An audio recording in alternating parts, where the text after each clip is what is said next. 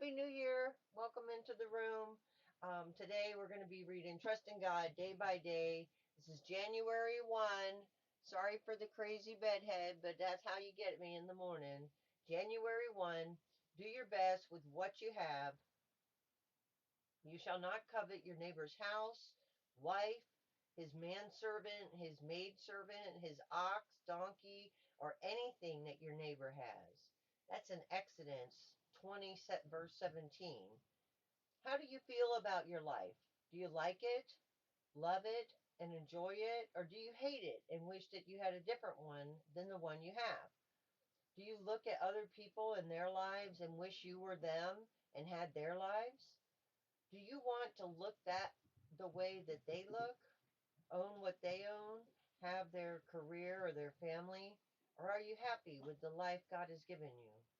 In the Bible, wanting what others have is called coveting, and it is forbidden by God.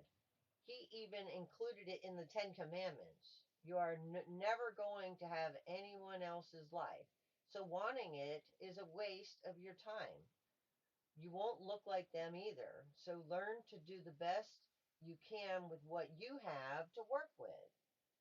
I have adopted a new phrase lately, and it's helping me to deal with reality and not waste my time being upset about things I cannot do anything about. I've been saying, it is what it is. Somehow, that is a reality check for me, and I quickly realize I need to deal with things the way they are, not the way I wish they were. Nobody has a perfect life, and it is entirely possible that if you want someone else's life, they are busy wanting someone else's too. Perhaps they even want your life. Unknown people want to be movie stars, and movie stars want privacy.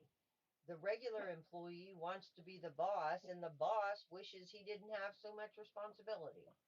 A single woman wants to be married, and sometimes a married woman wishes she were single.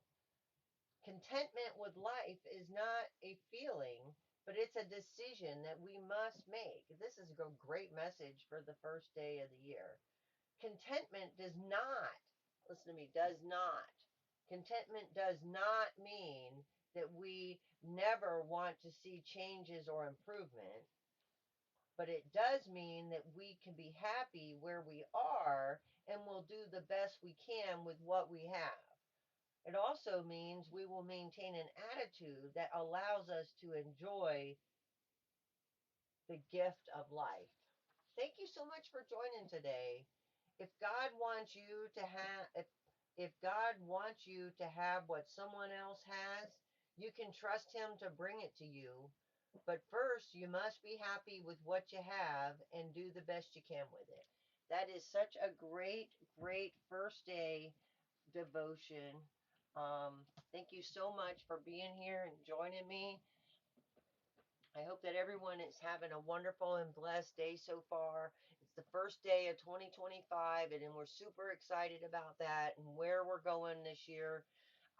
If you don't already follow me at faith_allowed on TikTok and on YouTube. This is not that channel. This is Be Safe Products, the Tiny Living Coach. So make sure you do that.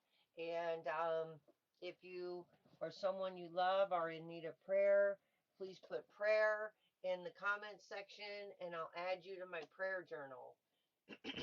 Everybody have a wonderful and blessed day. Remember to use these buttons from the bottom up.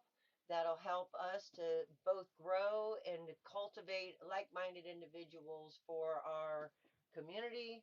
And don't forget, it's our planet, our responsibility. All right? Okay. Bye now. I'm not really going anywhere. I'm making posts now out of my daily devotional reading time. So there you have that one. All right. Thank you so much. Welcome. It's the first of the year, and now we're going to read Trusting God. I'm sorry. We're going to read My Utmost for His Highest, January 1st. Let us keep to the point. My eager desire and hope being that I may never feel ashamed, but that now as ever I may do honor to Christ in my own person by fearless courage. Philippians 1, verse 20. My utmost for his highest, my eager desire and hope being that I may never feel ashamed. We shall all feel very much ashamed if we do not yield to Jesus on the point he asks us to yield to him. Paul says, my determination, excuse me, my determination is to be my utmost for his highest. To get there is a question of will, not of debate, nor of reasoning, but of surrender of will, an absolute and irrevocable surrender on that point. An overweening consideration for ourselves is the thing that keeps us from that decision. Though we put it that we are considering others, when we consider what it will cost others if we obey the call of Jesus, we tell God he does not know what our obedience will mean. Keep to the point. He does know. Shut out every other consideration and keep yourself before God for this one thing only, my utmost for his highest. I am determined to be absolutely and entirely for him and for him alone. My underdeterredness for his holiness. Whether that means life or death, no matter, Paul is determined that nothing shall deter him from doing exactly what God wants. God's order has to work up to a crisis in our lives because we will not heed the gentler way. He brings us to the place where he asks us to be our utmost for him, and we begin to debate. Then he produces a providential crisis where we have to decide for or against, and from that point, the great divide begins. If the crisis has come to you on any line, surrender your will to him absolutely and irrevocably. All right, you guys, thank you so much for joining. I hope that everyone has a wonderful and blessed New Year's Day.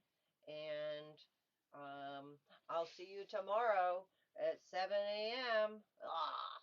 But that's what time the day starts. So have a blessed day. And remember, it's our planet, our responsibility. Bye now.